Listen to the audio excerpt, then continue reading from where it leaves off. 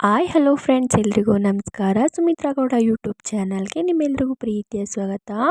ಇವತ್ತಿನ ವಿಡಿಯೋದಲ್ಲಿ simple and ಟೇಸ್ಟಿಯಾಗಿ 15-20 ಜನಕ್ಕೆ ಟೊಮೊಟೊ ಬಾತ್ನ ಯಾವ ರೀತಿ ಮಾಡೋದು ಅಂತ ನೋಡ್ಕೊಂಬರೋಣ ಬನ್ನಿ. ಮಸಾಲೆ ರುಬ್ಲಿಕ್ಕೆ ಅಂತೇಳಿ ಚೆನ್ನಾಗಿ ಹಣ್ಣಾಗಿರೋ ಒಂದು 3 ಟೊಮೊಟೊ, ಹಾಗೆ 1/4 ಕಪ್ಪಷ್ಟು ಕಾಯಿ, ಹಾಗೆ ಚಕ್ಕೆ, ಲವಂಗ, ಏಲಕ್ಕಿ, ಇದ್ರ ಜೊತೆಗೇ ಬ್ಯಾಡಗೆ ಮೆಣಸಿನ್ಕಾಯಿ ಒಂದು 5-6 ಚೆನ್ನಾಗಿ ನೀರಲ್ಲಿ ಕುದಿಸಿ ತೆಗೆದಿಟ್ಕೊಂಡಿದ್ದೀನಿ. ಇದಿಷ್ಟು ನುಣ್ಣಗೆ ಗ್ರೈಂಡ್ ಮಾಡ್ಕೊಬೇಕು.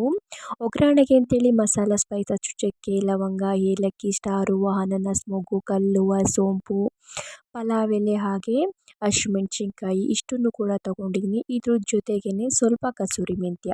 ಇದಕ್ಕೆ ಸ್ಲೈಸ್ ಆಗಿ ಕಟ್ ಮಾಡಿಟ್ಕೊಂಡಿರುವಂಥ 10 ಈರುಳ್ಳಿ, ಹಾಗೆ 10 ಚೆನ್ನಾಗಿ ಹಣ್ಣಾಗಿರೋ ಟೊಮೊಟೊ, ಹಾಗೆ ಒಂದು 4 ಟೇಬಲ್ ಸ್ಪೂನಷ್ಟು ಶುಂಠಿ ಬೆಳ್ಳುಳ್ಳಿ ಪೇಸ್ಟು, ಒಂದು 1/4 ಟೇಬಲ್ ಸ್ಪೂನಷ್ಟು ಅರಿಶಿನ ಪುಡಿ, ಒಂದು 3-4 ಟೇಬಲ್ ಸ್ಪೂನಷ್ಟು ಖಾರದ ಪುಡಿ, ಒಂದು 4 ಟೇಬಲ್ ಸ್ಪೂನಷ್ಟು ಗರಂ ಮಸಾಲ, 4 ಟೇಬಲ್ ಸ್ಪೂನಷ್ಟು ಬಿರಿಯಾನಿ ಪೌಡರ್, ಹಾಗೆ 2 ಟೇಬಲ್ ಸ್ಪೂನಷ್ಟು ಧನಿಯಾ ಪುಡಿ ಇಷ್ಟನ್ನು ತಗೊಂಡಿದ್ದೀನಿ. ಹಾಗೆ ಒಂದು 250 ಗ್ರಾಮ್ ಅಷ್ಟು ರಾತ್ರಿ ನೆನೆಸಿಟ್ಟ ಬಟಾಣಿ ಇಷ್ಟನ್ನು ಕೂಡ ತಗೊಂಡಿದ್ದೀನಿ. ಈಗ ಒಂದು ಪಾತ್ರೆ ಬಿಸಿ ಹಾಕಿಟ್ಟು ಒಂದು 300 ಗ್ರಾಮ್ ಅಷ್ಟು ಎಣ್ಣೆನ ಸೇರಿಸಿ, ಎಣ್ಣೆ ಚೆನ್ನಾಗಿ ಬಿಸಿ ಆದ ನಂತರ ಆವಾಗಲೇ ತಗೊಂಡಿದ್ದಂಥ ಒಗ್ಗರಣೆಗೆ ಮಸಾಲ ಸ್ಪೈಸಸ್ ಹಾಕೊಂಡು ಚೆನ್ನಾಗಿ ಫ್ರೈ ಮಾಡಬೇಕು. ಇವೆಲ್ಲ ಫ್ರೈ ಮಾಡಬೇಕಾದ್ರೆ ಇದರಿಂದ ಒಂದು ಒಳ್ಳೆ ಆರಾಮ ಬರುತ್ತೆ. ಅಲ್ಲಿವರೆಗೂ ನೀಟಾಗಿ ಸ್ವಲ್ಪ ಕಡಿಮೆ ಉರಿಲಿಟ್ಕೊಂಡು ಚೆನ್ನಾಗಿ ಫ್ರೈ ಮಾಡ್ಕೊಬೇಕು. ಇವೆಲ್ಲ ಫ್ರೈ ಆದ ನಂತರ ಹೆಚ್ಚಿಟ್ಕೊಂಡ ಈರುಳ್ಳಿನ ಸೇರಿಸ್ಕೊಂಡು ಈರುಳ್ಳಿನ ಚೆನ್ನಾಗಿ ಬ್ರೌನ್ ಕಲರ್ ಬರೋವರೆಗೂ ಬಾಡಿಸ್ಕೊಬೇಕು. ಈರುಳ್ಳಿ ಎಷ್ಟು ಚೆನ್ನಾಗಿ ಸಾಫ್ಟ್ ಆಗುತ್ತೆ ಅಷ್ಟು ಚೆನ್ನಾಗಿ ನಮಗೆ ಟೊಮೊಟೊ ಬಾತ್ ಅನ್ನೋದು ಟೇಸ್ಟ್ ಬರುತ್ತೆ. ಈರುಳ್ಳಿ ಚೆನ್ನಾಗಿ ಫ್ರೈ ಆದ ನಂತರ ಶುಂಠಿ ಬೆಳ್ಳುಳ್ಳಿ ಪೇಸ್ಟನ್ನ ಸೇರಿಸ್ಕೊಂಡು ಶುಂಠಿ ಬೆಳ್ಳುಳ್ಳಿ ಪೇಸ್ಟು ಹಸಿ ಸ್ಮೆಲ್ ಹೋಗೋವರೆಗೂ ಚೆನ್ನಾಗಿ ಫ್ರೈ ಮಾಡ್ಕೊಬೇಕು. ಶುಂಠಿ ಬೆಳ್ಳುಳ್ಳಿ ಪೇಸ್ಟ್ ಹಾಕಿ ಫ್ರೈ ಮಾಡ್ಕೊಬೇಕಾದ್ರೆ ಉರಿನ ಕಡಿಮೆ ಉರಿಲಿ ಇಟ್ಕೊಬೇಕು, ಇಲ್ಲಾಂದರೆ ತಳ ಹಿಡಿದು ಬಿಡುತ್ತೆ. ನಂತರ ನಾವಿಲ್ಲಿ ಹೆಚ್ಚಿಟ್ಕೊಂಡ ಟೊಮೊಟೊನ ಸೇರಿಸ್ಕೊಂಡು ಇದಕ್ಕೆ ರುಚಿಗೆ ತಕ್ಕಷ್ಟು ಉಪ್ಪನ್ನು ಸೇರಿಸ್ಕೊಂಡು ನೀಟಾಗಿ ಮಿಕ್ಸ್ ಮಾಡ್ಕೊಬೇಕು.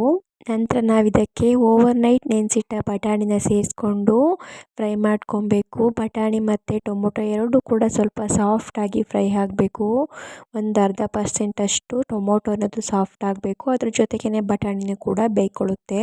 ಟೊಮೊಟೊ ಸ್ವಲ್ಪ ಫ್ರೈ ಆಗಿ ಚೆನ್ನಾಗಿ ಎಣ್ಣೆ ಬಿಟ್ಕೊಂಡ ನಂತರ ಆವಾಗಲೇ ತೆಗೆದಿಟ್ಕೊಂಡ ಮಸಾಲೆ ಎಲ್ಲ ಸೇರಿಸ್ಕೊಂಡು ಇದ್ರ ಜೊತೆಗೇ ಆವಾಗಲೇ ರುಬ್ಬಿಟ್ಕೊಂಡ ಮಸಾಲೆನೂ ಕೂಡ ಸೇರಿಸ್ಕೊಂಡು ಚೆನ್ನಾಗಿ ಲೋ ಫ್ಲೇಮಲ್ಲೇ ಫ್ರೈ ಮಾಡ್ಕೊಬೇಕು.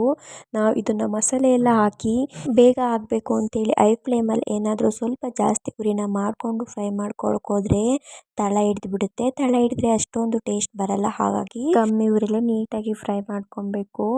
ಚೆನ್ನಾಗಿ ಫ್ರೈ ಆಗಿ ಸ್ವಲ್ಪ ಎಣ್ಣೆ ಬಿಟ್ಕೊಂಡ ನಂತರ ಇದಕ್ಕೆ ಒಂದು 2 ಕಪ್ ಆಗೋಷ್ಟು ಮೊಸರನ್ನ ಸೇರಿಸ್ಕೋಬೇಕು. ನೀವೇನಾದರೂ ಪ್ಯಾಕೆಟ್ ಮೊಸರು ಸೇರಿಸ್ಕೋತೀನಿ ಅಂತಂದರೆ ಒಂದು 10 ರೂಪಾಯಿನ ಮೊಸರು ಪ್ಯಾಕೆಟ್ನ ಸೇರಿಸ್ಕೊಂಡ್ರೆ ಸಾಕಾಗುತ್ತೆ. ಮೊಸರನ್ನ ಸೇರಿಸ್ಕೊಂಡು ಚೆನ್ನಾಗಿ ಒಂದು 10 ನಿಮಿಷ ಮಿಕ್ಸ್ ಮಾಡಿಕೊಂಡು ಚೆನ್ನಾಗಿ ಎಣ್ಣೆ ಬಿಟ್ಕೊಂಡ ನಂತರ ಬಿಸಿ ಬಿಸಿ ನೀರನ್ನು ಸೇರಿಸ್ಕೊಬೇಕು. ನಾನು ಈ ಗ್ಲಾಸಲ್ಲಿ 8 ಲೋಟ ಅಕ್ಕಿನ ತಗೊಂಡಿದ್ದೆ, ಅಂದರೆ 2 kg. ಇದೇ ಗ್ಲಾಸಲ್ಲೇ 16 ಗ್ಲಾಸ್ ಅಷ್ಟು ನೀರನ್ನು ಬಿಸಿಯಾಗಿ ಕಾಯಕ್ಕೆ ಇಟ್ಟಿದ್ದೆ. ನಾವು ಎಷ್ಟು ಅಕ್ಕಿನ ತಗೊಂಡಿರ್ತೀವಿ ಅದ್ರ ಡಬ್ಬಲ್ಲು ನೀರನ್ನು ಸೇರಿಸ್ಕೊಬೇಕು. ನೀರನ್ನು ಸೇರಿಸ್ಕೊಂಡು ಇನ್ನೇನು ಚೆನ್ನಾಗಿ ಕುದಿ ಹತ್ತುತ್ತೆ ಅನ್ನೋ ಸಮಯದಲ್ಲಿ ಸೋಯಾಬೀನ್ನ ಸೇರಿಸ್ಕೊಬೇಕು. ಆವಾಗಲೇ ಒಂದು ಬಿಸಿ ಬಿಸಿ ನೀರಿಗೆ ಸೋಯಾಬೀನ್ ಹಾಕಿ ಒಂದು ಕುದಿಸ್ಕೊಂಡಿದ್ದೆ. ಅದು ಒಂದು ಕುದಿದ್ಮೇಲೆ ಚೆನ್ನಾಗಿ ಒಂದು 2-3 ಸಲ ತೊಳೆದು ವಾಶ್ ಮಾಡಿ ಮತ್ತೆ ನಾನು ಈಗ ಇದಕ್ಕೆ ಸೇರಿಸ್ಕೊತಾ ಇದ್ದೀನಿ. ಸುಮಾರು ಒಂದು 250 ಗ್ರಾಮ್ ಆಗೋಷ್ಟು ಸೋಯಾಬೀನ್ನ ಸೇರಿಸ್ಕೊಂಡಿದೆ. ನೋಡ್ತಾ ಇರ್ಬೋದು ಈಗ ಚೆನ್ನಾಗಿ ನೀರು ಕುದಿ ಹತ್ತಿದೆ. ಇಂಥ ಸಮಯದಲ್ಲಿ ಕೊತ್ತಂಬರಿನ ಸೇರಿಸ್ಕೊಂಡು ಒಂದು ಸಲ ಮಿಕ್ಸ್ ಮಾಡಿ ಆವಾಗಲೇ ತೊಗೊಂಡಿದ್ನೆಲ್ಲ ಅಕ್ಕಿನ ಸ್ಟಾರ್ಟಿಂಗ್ಗೆ ನಾನು ನೆನೆ ಹಾಕಿದ್ದೆ. ಅಕ್ಕಿನ ನಾನು ಅಡುಗೆ ಮಾಡೋಕ್ಕೆ ಸ್ಟಾರ್ಟ್ ಮಾಡಿದಾಗ ಅಕ್ಕಿನ ನೆನೆ ಹಾಕಿದ್ದೆ. ಹಾಗಾಗಿ ಈಗ ಅದನ್ನು ನೀರೆಲ್ಲ ಸೋದಿಸ್ಕೊಂಡು ಅಕ್ಕಿನ ಸೇರಿಸ್ಕೊತಾ ಇದ್ದೀನಿ. ಅಕ್ಕಿನ ನೆನೆ ಹಾಕೋದ್ರಿಂದ ಅನ್ನ ಉಡುಗಾಗಿ ಬರುತ್ತೆ ಮತ್ತು ಅನ್ನ ಡಬಲ್ ಆಗುತ್ತೆ ಅನ್ನೋ ಕಾರಣಕ್ಕೋಸ್ಕರ ಅಕ್ಕಿನ ನೆನೆ ಹಾಕಿ ಸೇರಿಸ್ಕೊಳ್ಳೋದು. ಚೆನ್ನಾಗಿ ಒಂದು 10 ನಿಮಿಷ ಅಥವಾ 1/4 ಗಂಟೆ ಅಕ್ಕಿನ ನೆನೆಸ್ಕೊಂಡ್ರೆ ಸಾಕಾಗುತ್ತೆ. ಅಕ್ಕಿನ ಸೇರಿಸ್ಕೊಂಡು ಒಂದು 3/4% ಬೇಯೋವರೆಗೂ ಚೆನ್ನಾಗಿ ಮಿಕ್ಸ್ ಮಾಡ್ಕೊತಾ ತಿರುಗಿಸ್ಕೊಂಡು ಬೇಯಿಸ್ಕೊಳ್ಳೋಣ. ನಾವು ಹಾಗೆ ಲಿಡ್ನ ಕ್ಲೋಸ್ ಮಾಡಿಬಿಟ್ರೆ ಅಂಡಾಕ್ಬಿಡುತ್ತೆ. ಹಾಗಾಗಿ ನಾವು ಅವಾಗವಾಗ ಮಿಕ್ಸ್ ಮಾಡಿ ಈ ಥರ ಒಂದು 3/4% ಅಷ್ಟು ಬೇಯೋವರೆಗೂ ನೀಟಾಗಿ ಬೇಯಿಸ್ಕೊಬೇಕು. ಇಂಥ ಸಮಯದಲ್ಲಿ ನಾವು ಲಾಸ್ಟಿಗೆ 1-2 ನಿಂಬೆಹಣ್ಣಿನ ರಸನ ಸೇರಿಸ್ಕೊಂಡು ಒಂದು ಸಲ ಮಿಕ್ಸ್ ಮಾಡಿ ನೀಟಾಗಿ ಎಲ್ಲ ಸಮನಾಗಿ ಮಾಡಿಕೊಂಡು ಇದ್ರ ಮೇಲೆ ಒಂದು ಲಿಡ್ನ ಕ್ಲೋಸ್ ಮಾಡಿ ಮಾಡಿ ಭಾರವಾಗಿರೋ ವಸ್ತುನ ಇಟ್ಟು ಲೋ ಫ್ಲೇಮಲ್ಲೇ ಬಿಟ್ಬಿಡಬೇಕು. ನೀವು ದೊಡ್ಡ ಒಲೆ ಮೇಲೆ ಬಿಡ್ತೀನಿ ಅಂದರೂ ಓಕೆ, ಇಲ್ಲ ಅಂತಂದರೆ ನಾರ್ಮಲಾಗಿ ಅಡುಗೆ ಮಾಡ್ತೀವಲ್ಲ ಆ ಸ್ಟವ್ ಮೇಲೆ ಇಟ್ಟು ಲೋ ಫ್ಲೇಮಲ್ಲಿ ಒಂದು ಕಾಲು ಗಂಟೆ ಬಿಟ್ಟರೆ ಬಿಸಿ ಬಿಸಿ ಸೂಪರ್ ಆ್ಯಂಡ್ ಟೇಸ್ಟಿಯಾಗಿರೋ ಟೊಮೊಟೊ ಬಾತ್ ರೆಡಿ ಆಗುತ್ತೆ. ನೋಡ್ತಾ ಇರ್ಬೋದೇನೋ ಟೊಮೊಟೊ ಬಾತ್ ಎಷ್ಟು ಉಡುಗಾಗಿ ನೀಟಾಗಿ ಬಂದಿದೆ ಅಂತೇಳಿ. ಇಲ್ಲಿ ಯಾವುದೇ ರೀತಿ ತಳನೂ ಕೂಡ ಸಿಗಲಿಲ್ಲ. ಟೊಮೊಟೊ ಬಾತ್ ಅಂತೂ ತುಂಬಾನೇ ಉದುದ್ರಾಗಿ ಹಾಗೆ ತುಂಬಾನೇ ಟೇಸ್ಟಿಯಾಗಿ ಕೂಡ ಬಂದಿತ್ತು.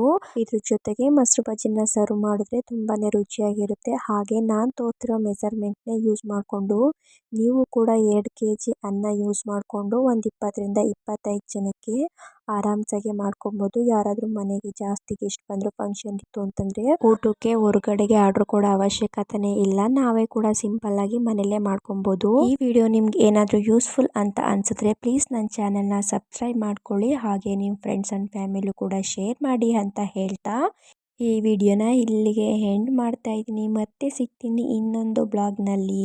Thank you for watching. Bye.